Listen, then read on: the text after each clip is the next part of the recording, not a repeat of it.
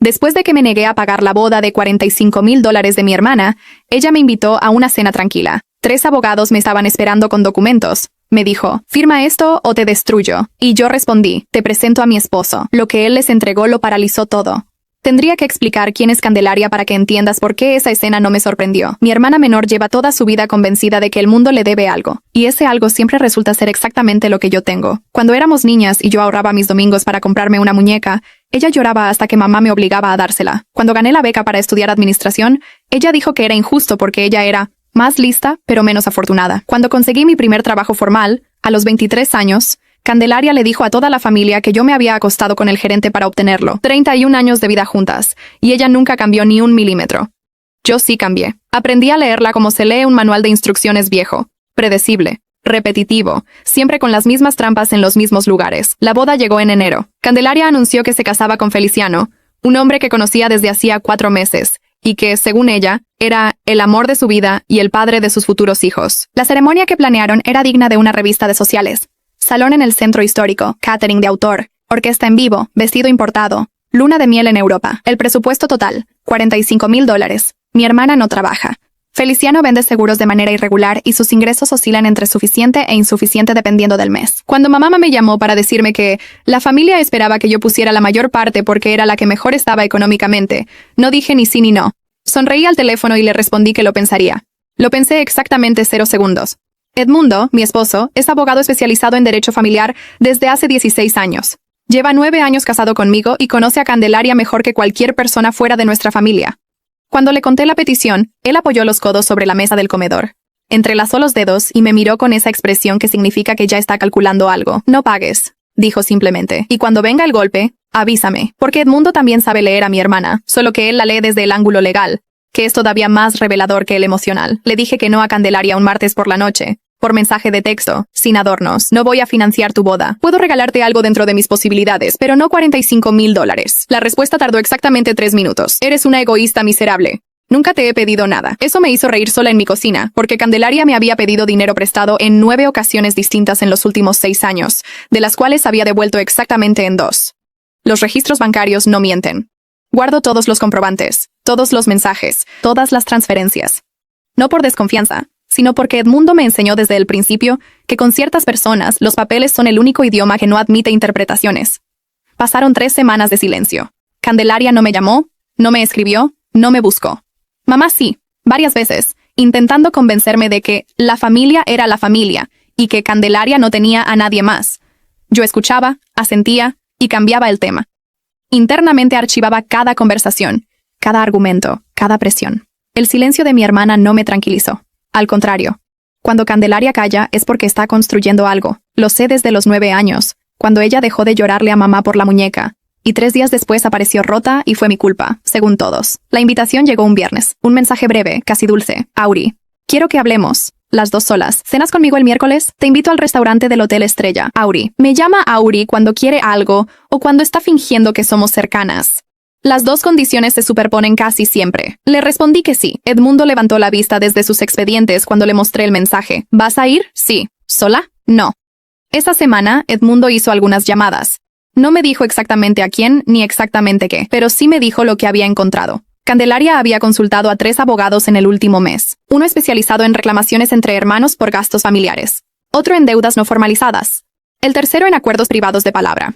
Los 3 habían revisado un mismo argumento. Que yo le había prometido verbalmente pagar su boda y que esa promesa constituía un compromiso exigible. Una promesa que yo nunca hice. Una promesa que ella estaba construyendo desde cero, con testigos que ya sabíamos quiénes eran. Mamá y una prima que le debe favores desde hace años. Me senté en el sillón de la sala y lo procesé despacio. Candelaria no me había invitado a cenar para reconciliarse. Me había invitado a cenar para tenderme una trampa frente a 3 abogados, con documentos ya redactados, en un lugar público donde ella calculaba que yo no haría escándalo. Su plan era simple: presionarme frente a testigos legales, invocar la promesa fabricada, y si yo me negaba a firmar, amenazarme con demandarme por incumplimiento de palabra. Una demanda sin fundamento, probablemente, pero suficientemente cara y agotadora como para que yo prefiriera pagar. Lo que Candelaria no calculó es que yo llevo 21 años aprendiendo de un abogado que duerme en mi misma cama. El miércoles me puse un vestido azul marino que Edmundo dice que me hace ver imponente. Llegué al restaurante del Hotel Estrella a las 8:30 de la noche. puntual. Candelaria ya estaba sentada a una mesa redonda en el fondo del salón, y con ella había 3 hombres de traje que no eran decoración. Sobre la mesa había una carpeta beige de argollas, gruesa, con marcadores de colores en las páginas relevantes. Mi hermana me sonrió con esa sonrisa que ensaya frente al espejo. Me alegra que hayas venido, Auri. Siéntate, por favor. Necesitamos hablar de algo importante. Me senté. Miré la carpeta. Miré a los 3 hombres. Volví a mirar a Candelaria, y entonces dije, con la misma calma con la que se comenta el clima: Candelaria, te presento a mi esposo. Edmundo entró por la puerta del restaurante en ese momento exacto, con su portafolio negro bajo el brazo y la expresión de quien llega a una reunión de trabajo que ya tiene resuelta. Se sentó a mi lado, abrió el portafolio y colocó sobre la mesa, frente a los 3 abogados, un sobre de manila sellado. El primero de los abogados lo miró. El segundo lo miró. El tercero dejó caer el bolígrafo. Candelaria perdió la sonrisa en menos de 4 segundos. El sobre de manila contenía exactamente lo que los 3 abogados no esperaban encontrar: 16 páginas de historial bancario con cada transferencia que yo le había hecho a Candelaria en los últimos 6 años. 9 préstamos. 87,000 pesos en total. 2 devoluciones documentadas. 73,000 pesos sin retorno. Sin contrato. Sin reconocimiento formal. Debajo del historial bancario había capturas de pantalla de cada conversación de WhatsApp donde mi hermana me pedía el dinero, incluyendo los mensajes donde ella misma usaba la palabra préstamo, y prometía devolvérmelo en cuanto pudiera. El abogado del extremo izquierdo, un hombre de unos 50 años con lentes de armazón grueso, tomó las hojas y las revisó en silencio durante casi 2 minutos. Sus colegas esperaban sin hablar. Candelaria tenía los ojos fijos en la carpeta beige como si pudiera hacer que desapareciera con la mirada. Señorita, dijo el abogado de los lentes dirigiéndose a mi hermana, este material cambia sustancialmente el contexto del caso. Candelaria reaccionó rápido. Lo reconozco. Lleva toda la vida entrenando para improvisar cuando sus planes se derrumban. Eso no tiene nada que ver, dijo con una firmeza que sonaba ensayada. Esos préstamos son un asunto aparte. Lo que estamos discutiendo hoy es el compromiso verbal que Aurelia hizo ante nuestra madre y ante nuestra prima Celestina respecto a la boda. Edmundo no levantó la voz. Nunca lo hace. Simplemente sacó del portafolio una segunda hoja y la deslizó sobre la mesa. Declaración notariada de la señora, dijo, y pronunció el nombre completo de nuestra madre, en la que afirma que en ningún momento escuchó a su hija Aurelia comprometerse a financiar una boda. Firmada esta semana. El silencio que siguió fue de esos que pesan físicamente. Lo que Edmundo había hecho en los días previos a esa cena era tan metódico que todavía me produce una mezcla de admiración y alivio. Cuando me mostró la invitación de Candelaria y dedujimos juntos lo que estaba planeando, él no perdió tiempo en indignarse. Se fue directo a construir la defensa. Llamó a mamá con una estrategia que solo Edmundo podría ejecutar sin que pareciera manipulación. Le explicó, con paciencia y sin acusarla de nada, exactamente lo que Candelaria estaba preparando. Le mostró los documentos legales que había reunido. Le preguntó, con voz tranquila, si ella realmente recordaba haber escuchado una promesa de mi parte. Mamá tardó 2 días en responder. Después de esos 2 días, llamó a Edmundo y le dijo que firmaría la declaración. No sé qué pasó en esos 2 días dentro de la cabeza de mi madre. No le pregunté. Solo sé que cuando llegó al notario, firmó sin vacilar, y cuando salió le mandó un mensaje a Edmundo que decía: «Cuida a mi hija». 2 palabras que llevaban décadas atrasadas. Candelaria, sentada frente a mí en ese restaurante, vio cómo su arquitectura se derrumbaba piso por piso, pero no se rindió todavía. Eso también lo sabía yo. Mi hermana no abandona una posición hasta que físicamente no le queda ninguna superficie donde pararse. Mamá está confundida, dijo, y su voz tenía ahora un filo que no usaba frente a los abogados, sino frente a mí. El filo de siempre. El de cuando éramos niñas y ella sabía que nadie más podía escucharla. La presionaron. Ustedes la presionaron para que dijera eso. Tenemos el video de la firma, respondió Edmundo. Solo eso. Sin elaborar, porque cuando tienes la prueba no necesitas el argumento. El abogado del extremo izquierdo cerró su libreta. El del centro empezó a guardar sus papeles con movimientos lentos, casi disculpándose. El tercero, el más joven, miraba la mesa con la expresión de alguien que acaba de entender que lo contrataron para una batalla que ya estaba perdida antes de comenzar. Candelaria los miró uno por uno, buscando algo en sus caras que no encontró. «Señorita», dijo el abogado mayor, con una delicadeza profesional que en ese contexto sonaba casi condescendiente. «En estas circunstancias no podemos continuar con el procedimiento. La documentación presentada por el esposo de su hermana contradice directamente la base de la reclamación. Si usted desea proceder, tendrá que hacerlo con otro equipo legal, pero mi recomendación es que evalúe la situación con calma antes de tomar cualquier decisión». Se levantaron, los 3. Candelaria no dijo nada mientras los veía recoger sus cosas. Cuando el último abogado desapareció por la puerta del restaurante, quedamos las 2 solas con Edmundo y la carpeta beige intacta sobre la mesa, que ahora parecía un objeto abandonado, sin propósito. Pedí agua. El mesero la trajo. Bebí despacio. Candelaria me miró con una expresión que conozco desde los 9 años. La mezcla de furia y cálculo que aparece cuando pierde pero todavía está buscando el siguiente movimiento. ¿Cuándo lo planearon?, preguntó finalmente. No como acusación, sino como pregunta genuina, casi técnica, como si estuviera tomando notas para la próxima vez. Desde que me invitaste a cenar, respondí. Algo cruzó por su cara. No era arrepentimiento. Era reconocimiento. La diferencia importa. Esto no termina aquí, dijo. Lo dijo en voz baja, sin dramatismo. Y eso lo hacía más real que si lo hubiera gritado. Edmundo guardó sus documentos sin prisa. Yo terminé el agua. Y entonces hice algo que no había planeado pero que salió solo, con una naturalidad que me sorprendió incluso a mí. Dejé sobre la mesa, al lado de la carpeta beige, una copia del historial de los 87,000 pesos prestados. Para que lo tengas, le dije a Candelaria, por si algún día decides que la conversación sobre lo que me debes también merece 3 abogados. Me levanté. Edmundo se levantó. Salimos del restaurante juntos, con el ruido suave de la vajilla y la música de fondo del hotel envolviendo ese momento como si fuera completamente ordinario. Afuera, en la banqueta, Edmundo me tomó de la mano. No dijo nada. Yo tampoco. A veces las victorias más limpias son las que no necesitan comentario inmediato, pero yo sabía que Candelaria seguía sentada adentro con esa mirada de cálculo, y que esto, como ella misma había dicho, no terminaba ahí. Lo que no sabía ella es que yo tampoco había terminado. Los días que siguieron a esa cena fueron extrañamente tranquilos en la superficie y completamente activos por debajo. Candelaria no me escribió. No me llamó. Tampoco habló mal de mí con mamá, lo cual era inusual y por eso mismo inquietante. El silencio de mi hermana, después de una derrota, no significa aceptación. Significa que está reorganizando. Yo también me reorganicé, pero en el sentido opuesto. Empecé a cerrar puertas. La primera puerta fue la más difícil. Llamé a mamá un domingo por la mañana, cuando sabía que estaría sola porque los domingos mi padre va al mercado y tarda 2 horas. Le agradecí la declaración notariada. Se lo agradecí de verdad, sin reservas, porque sé lo que le costó firmar algo que ponía a sus 2 hijas en lados opuestos de un documento legal. Mamá estuvo callada un momento y luego dijo, Aurelia, yo sé que Candelaria tiene sus formas, pero en el fondo te quiere. Guardé esa frase en el mismo cajón mental donde guardo todas las cosas que la gente dice sobre personas que los lastiman y que no saben cómo nombrar de otra manera. Mamá, le respondí, lo que hizo no fue tener sus formas. Contrató abogados para obligarme a firmar documentos con una deuda que inventó.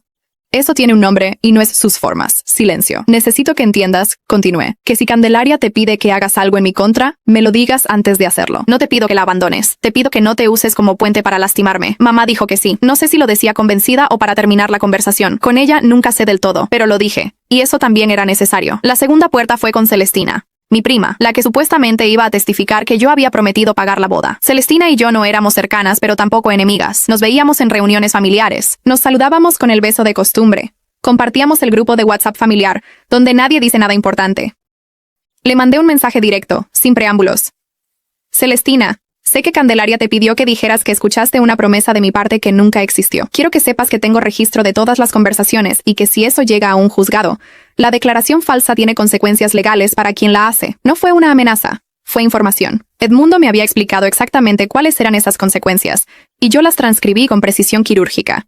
Celestina tardó 40 minutos en responder. Aurelia, yo nunca dije que iba a declarar nada. Candelaria me preguntó si te había escuchado decir algo así y le dije que no. No sé por qué pensaste que yo estaba involucrada. Interesante. O Candelaria había exagerado el compromiso de Celestina en su propio relato. O Celestina estaba cubriendo su retirada ahora que el plan había fallado. De cualquier manera, la respuesta me decía lo que necesitaba saber. No había frente unificado. La coalición de mi hermana era más frágil de lo que parecía. Edmundo, mientras tanto, había continuado investigando. No de manera invasiva, sino con los recursos que tiene como abogado. Registros públicos, consultas a colegas, observación de patrones. Lo que encontró no me sorprendió, pero sí me confirmó algo que había intuido desde hacía meses. Feliciano, el prometido de Candelaria, tenía una deuda activa con una financiera privada. 42,000 pesos, vencidos desde hacía 8 meses. No era una deuda enorme, pero tampoco era menor. Y el patrón de pagos irregulares sugería que sus ingresos eran exactamente tan inestables como yo suponía. La boda de $45,000 no era un capricho romántico, era una operación de imagen. Candelaria necesitaba esa boda para establecer una narrativa de estabilidad y prosperidad frente a la familia, frente a las amigas, frente a las redes sociales. Y yo era el financiamiento invisible que haría posible esa narrativa mientras ellos recibían el crédito. Cuando Edmundo me explicó esto, tomé café en silencio durante varios minutos. ¿Y la boda sigue adelante?, pregunté.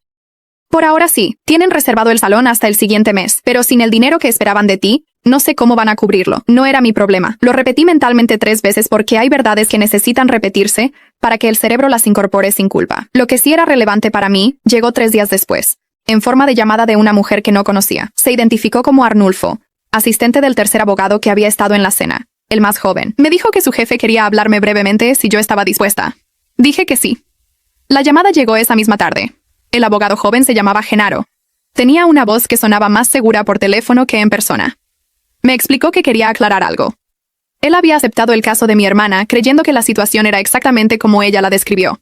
Es decir, un acuerdo verbal claro que yo me negaba a honrar por razones arbitrarias. Cuando Edmundo presentó la documentación en la cena, entendió que la versión de Candelaria era, en sus palabras, selectivamente incompleta. Me llamaba porque quería que yo supiera que él no tenía ninguna intención de continuar representándola si decidía buscar otro camino legal. ¿Por qué me dice esto a mí?, pregunté. Porque en mi experiencia, respondió Genaro, cuando alguien viene tan preparado como su esposo vino esa noche, es porque ya sabe más de lo que muestra. Y prefiero estar del lado correcto antes de que eso importa. Colgué y le conté a Edmundo. Él sonrió con esa sonrisa pequeña que tiene cuando el tablero se está moviendo exactamente como esperaba. ¿Qué no le hemos mostrado todavía?, pregunté. Varias cosas, dijo, pero hay una en particular que Candelaria no sabe que tenemos. Y esa es la que vamos a guardar para el momento exacto. No me dijo cuál era. Yo no pregunté. Hay una confianza en el trabajo de Edmundo que aprendí a respetar sin necesitar los detalles en tiempo real. Él ve el tablero completo. Yo veo mi parte con claridad suficiente. Juntos cubrimos todo el espacio. Lo que sí sabía era que Candelaria iba a moverse pronto. Cuando una persona como ella pierde una batalla, no descansa. Busca el ángulo que quedó expuesto. Y yo llevaba semanas asegurándome de que no quedara ninguno. El movimiento de Candelaria llegó un jueves. Y no vino de donde yo esperaba. Vino de mi trabajo. Soy coordinadora de operaciones en una empresa de logística mediana. Llevo 8 años en el mismo lugar. Y mi reputación ahí es lo que construí con trabajo sostenido y sin atajos. Mi jefa directa es una mujer de nombre Ernestina, eficiente, directa, con poca tolerancia para el drama personal que contamina el entorno laboral. El jueves en cuestión, Ernestina me llamó a su oficina a las 3 de la tarde con una expresión que no era hostil pero tampoco era cómoda. Aurelia, recibimos una llamada esta mañana. Anónima, pero con suficiente detalle para que la tomáramos en serio. Hizo una pausa. Alguien afirma que tú has estado manejando fondos de la empresa para uso personal, específicamente, que usaste un presupuesto de proveedores para cubrir gastos propios durante el último trimestre. Lo escuché completo antes de responder. Sentí algo frío instalarse en el centro del pecho. No miedo, sino reconocimiento. Este era el ángulo. Candelaria no podía ganarme legalmente. Entonces fue por mi trabajo. Era elegante en su brutalidad. Una acusación anónima en un entorno donde la duda sola puede hacer daño irreparable, donde no hacen falta pruebas para que el nombre de una persona quede manchado en las conversaciones de pasillo. Ernestina, dije con voz pareja, necesito que me digas exactamente qué dijo esa llamada y si hay algún registro de quién llamó. La llamada había entrado por la línea general de la empresa a las 10:40 de la mañana. La persona no dejó nombre. Describió 3 transacciones específicas, con fechas y montos aproximados, que supuestamente correspondían a desvíos. Ernestina me mostró las notas que había tomado durante la llamada. Leí las fechas, leí los montos, y entonces entendí exactamente lo que había hecho Candelaria. Las 3 fechas correspondían a transferencias reales que yo había hecho desde mi cuenta personal, no de la empresa, sino mía, para cubrir gastos de proveedores menores cuando el presupuesto administrativo estaba en proceso de aprobación y necesitábamos agilizar la operación. Algo que había hecho con conocimiento de Ernestina y con reembolso documentado posterior. Pero alguien que solo tuviera acceso parcial a la información podría presentar esas fechas y montos como si fueran movimientos sospechosos, si los aislaba del contexto. ¿Cómo los había obtenido Candelaria? Solo había una explicación posible. Hacía 3 meses, durante una reunión familiar, yo había tenido una conversación breve con mi madre sobre el trabajo, y había mencionado de pasada que había adelantado dinero para un proveedor. Un detalle menor que no debería haber importado. Candelaria estaba presente en esa reunión. Candelaria siempre escucha aunque parezca distraída con el teléfono. Con ese fragmento de información, había construido una acusación suficientemente específica para sonar creíble. Le expliqué todo a Ernestina. Los documentos de reembolso estaban en el sistema. Los correos de autorización también.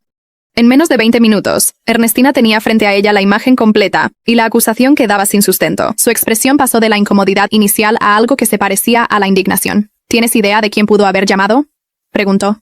Dudé un segundo. No por incertidumbre, sino porque estaba midiendo cuánto decir. Tengo una hipótesis, respondí. Pero prefiero no nombrar a nadie sin estar segura. Ernestina asintió. Entiendo, pero quiero que sepas que esto quedó registrado y que si vuelve a ocurrir, lo trataremos como lo que es. Un intento de daño. Me miró directamente. Llevas 8 años aquí, Aurelia. Tu expediente habla por sí solo. Salí de esa oficina con la columna derecha y el corazón acelerado. Afuera del edificio, en el estacionamiento, llamé a Edmundo. Le conté todo en 2 minutos, en voz baja y rápida. Escuchó sin interrumpir. Cuando terminé dijo, bien, eso era lo que estaba esperando. ¿Esto esperabas? No exactamente esto. Pero sí algo así. Cuando el camino legal se cierra, la gente como Candelaria busca el flanco blando. El trabajo era el más obvio. Hizo una pausa. ¿La llamada quedó registrada en la empresa? Ernestina tomó notas durante la llamada. Hay registro de hora y número entrante. Necesito ese número. Edmundo obtuvo el número esa misma tarde a través de Ernestina, quien lo compartió sin objeciones dado el contexto. Era un número de prepago, no registrado a nombre de nadie, lo cual era exactamente lo que cabría esperar. Pero los números de prepago tienen registros de compra en las tiendas, y las tiendas tienen cámaras, y Edmundo conoce personas que saben navegar esos registros dentro del marco legal. 2 días después, tenía una imagen. No perfecta, tomada desde cierto ángulo, pero suficientemente clara para reconocer a la persona que había comprado esa tarjeta SIM en una tienda de conveniencia a 3 kilómetros de la casa de Candelaria, 2 días antes de la llamada a mi empresa. Era Candelaria. Edmundo guardó la imagen en el portafolio junto con todo lo demás. Yo pregunté cuándo íbamos a usarla. Él me miró con esa calma que a veces me desespera, y a veces es lo único que me estabiliza. Todavía no. Faltan 2 piezas. ¿Cuáles? La primera la tenemos casi lista. La segunda. Sonrió levemente. La segunda va a venir sola. Candelaria no puede quedarse quieta. Va a moverse una vez más antes de que todo explote. Y cuando lo haga, vamos a estar ahí. Esa noche no dormí bien. No por miedo, sino por esa tensión particular que tiene la espera cuando sabes que el clímax se está acercando y no controlas exactamente cuándo llegará. Edmundo sí durmió, plácidamente, como siempre, con la conciencia de quien tiene todos los documentos en orden. La semana siguiente, Candelaria me llamó por primera vez desde la cena del restaurante. Contesté. Su voz sonaba diferente, más suave, con un tono que reconocí inmediatamente porque lo había escuchado exactamente 7 veces en nuestra vida. Era la voz que usa cuando quiere que yo baje la guardia. Auri, creo que las cosas se salieron de control. Yo solo quería hablar contigo sobre la boda y todo se complicó. ¿Podemos vernos? Sin abogados, sin documentos. Solo tú y yo, como hermanas. Edmundo, sentado frente a mí con un café, levantó los ojos del expediente que estaba leyendo. Yo tenía el teléfono en altavoz desde el principio porque con Candelaria el altavoz es un hábito. Le respondí que sí, que con gusto, que la llamaría para coordinar el lugar y la fecha. Colgué. Edmundo dejó el expediente sobre la mesa. Ya llegó la segunda pieza. Dije. Sí, confirmó. Y ahora sí me explicó todo. La cita con Candelaria fue en un café del centro. Un lugar pequeño y bien iluminado que yo elegí por razones que ella no podía imaginar. Tenía cámaras visibles en 3 esquinas del local, y el dueño era cliente habitual del despacho de Edmundo desde hacía 4 años. Llegué primero. Pedí un café americano y esperé con las manos tranquilas sobre la mesa. Candelaria llegó 5 minutos tarde, con el cabello recogido y un bolso que reconocí como nuevo, probablemente comprado en los últimos días como parte de la compostura que quería proyectar. Me besó en la mejilla. Olía a ese perfume caro que solo usa cuando quiere impresionar. Se sentó frente a mí y me sonrió con la sonrisa de las ocasiones especiales. «Qué bueno que viniste», dijo. «Necesitaba hablar contigo de persona a persona». «Aquí estoy», respondí. Lo que siguió fueron 15 minutos de lo que Candelaria hace mejor que nadie: reescribir la historia en tiempo real con la convicción de quien realmente cree su propia versión. Según su relato, los abogados habían sido idea de Feliciano, no de ella. Ella solo quería que yo entendiera la situación económica de la pareja. La llamada al trabajo había sido un malentendido de alguien de su círculo que actuó sin su autorización. Y en cuanto al dinero que me debía, ella estaba buscando la manera de organizarse para devolvérmelo gradualmente. Escuché todo sin interrumpirla. Asentí en los momentos apropiados. Bebí el café despacio. Cuando terminó, me miró esperando que yo respondiera con alguna forma de aceptación, de apertura, de esa disposición al olvido que ella había explotado durante 30 años. El silencio duró exactamente el tiempo suficiente para que algo en su expresión comenzara a dudar. «Candelaria», dije, «voy a mostrarte algo». Saqué el teléfono. Abrí la carpeta de imágenes y le mostré la primera. La foto de ella comprando la tarjeta SIM prepago en la tienda de conveniencia, con fecha y hora visibles en la esquina inferior de la imagen. Su cara no se derrumbó de golpe. Lo hizo en capas, como cuando un edificio cede. Primero la sonrisa, luego los ojos, finalmente la postura. «Eso no prueba nada», dijo. La voz sonaba hueca. «Prueba que compraste esa tarjeta 2 días antes de la llamada anónima a mi empresa», respondí. «Y hay más». Deslicé el teléfono y le mostré la segunda imagen. Una captura de la declaración notariada de mamá, con la firma visible y la fecha. Mamá declaró ante notario que nunca escuchó promesa alguna de mi parte. Esto existe en registro público. Candelaria intentó recuperar terreno. Presionaron a mamá. Eso es lo que hicieron. Hay video de la firma, dije.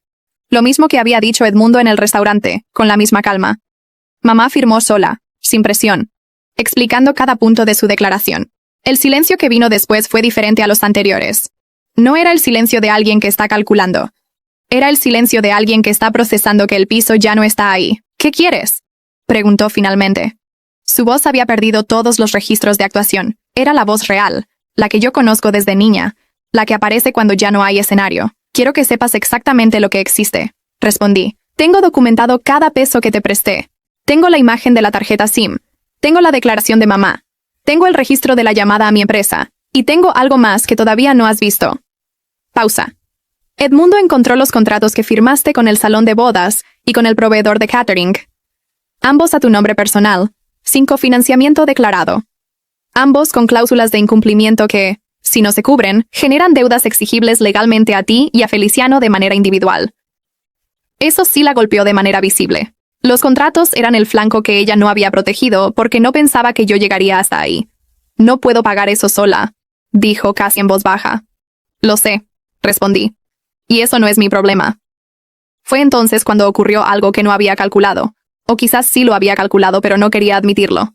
Candelaria empezó a llorar, no el llanto performativo que usa en reuniones familiares para conseguir lo que quiere. Lloraba de otra manera, con los hombros encogidos y la mirada fija en la taza de café. Lloraba como lloraba cuando éramos chicas, y algo de verdad le dolía antes de que aprendiera a usar el dolor como herramienta. Durante exactamente 4 segundos sentí algo que se parecía a la compasión. Luego recordé la llamada a mi trabajo, recordé los abogados en el restaurante, recordé los 31 años de préstamos no devueltos, de reputación dañada, de sonrisas falsas y movimientos calculados.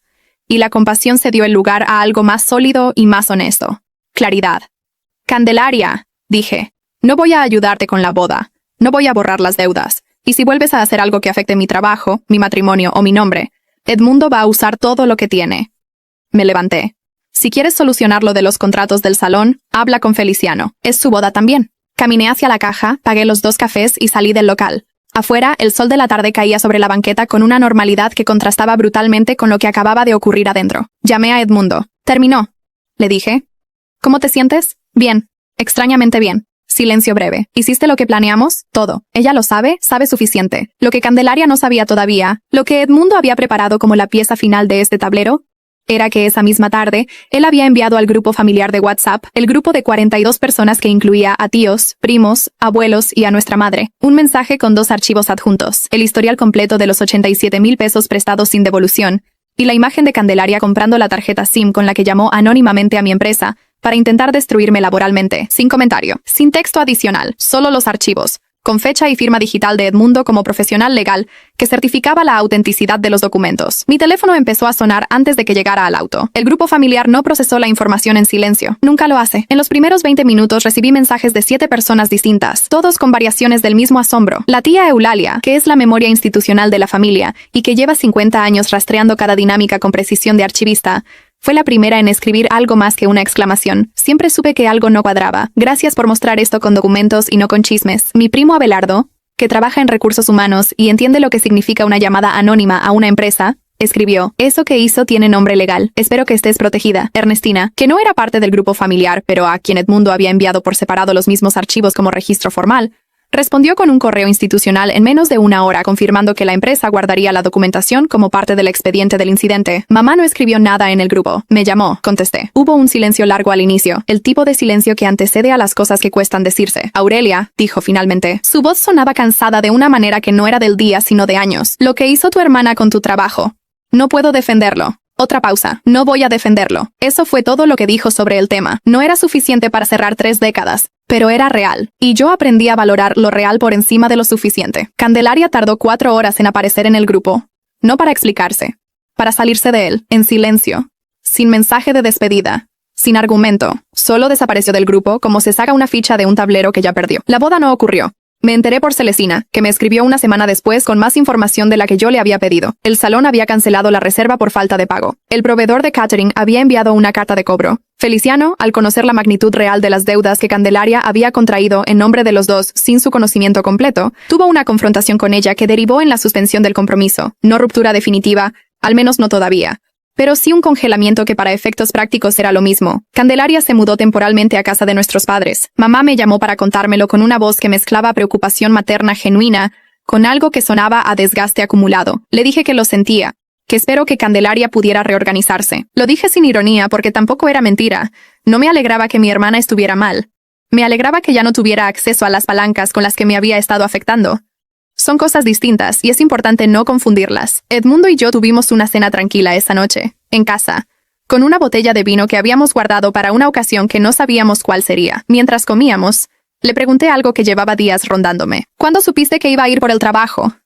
Él terminó de masticar antes de responder como siempre, cuando los abogados se fueron del restaurante. Ese fue el momento en que se quedó sin el camino formal.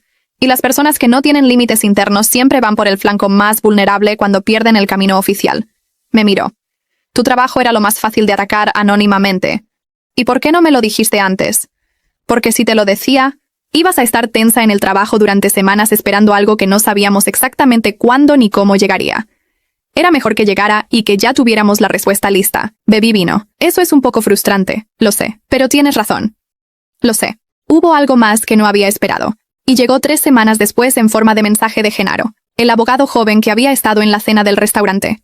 Me escribió al número que yo le había dado durante nuestra llamada telefónica, breve y directo. Su despacho estaba buscando una coordinadora de operaciones para un proyecto de expansión, alguien que entendiera logística y que tuviera criterio para trabajar en entornos donde los detalles importan. ¿Estaría yo dispuesta a tomar un café para hablar? Lo consulté con Edmundo no por permiso, sino porque es la persona con quien pienso en voz alta. Me dijo lo mismo que yo ya estaba pensando.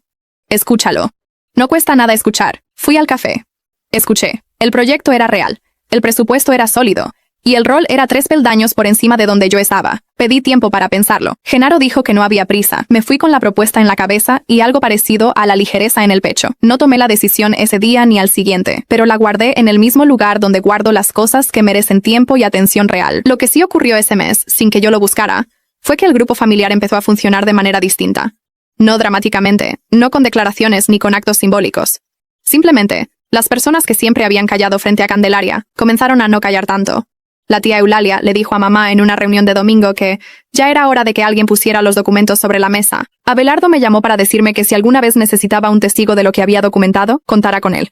Pequeñas cosas, cambios de postura que en una familia son más difíciles de lograr que cualquier confrontación directa. Candelaria sigue viviendo con mis padres. No me ha escrito ni llamado. En las reuniones familiares donde coincidimos, nos saludamos con el beso de costumbre y no decimos nada de sustancia. Es un equilibrio incómodo pero honesto. No hay fingida reconciliación, no hay escena de perdón televisivo, no hay lección aprendida con música de fondo. Hay 2 personas que se conocen muy bien, y que han llegado a un punto donde el silencio es más real que cualquier cosa que pudieran decirse. Lo que ella plantó durante 31 años, lo cosechó en un martes de primavera cuando 3 abogados recogieron sus cosas, y se fueron sin decir nada más. Yo no necesito que lo entienda, ya lo sabe, y eso para mí es suficiente.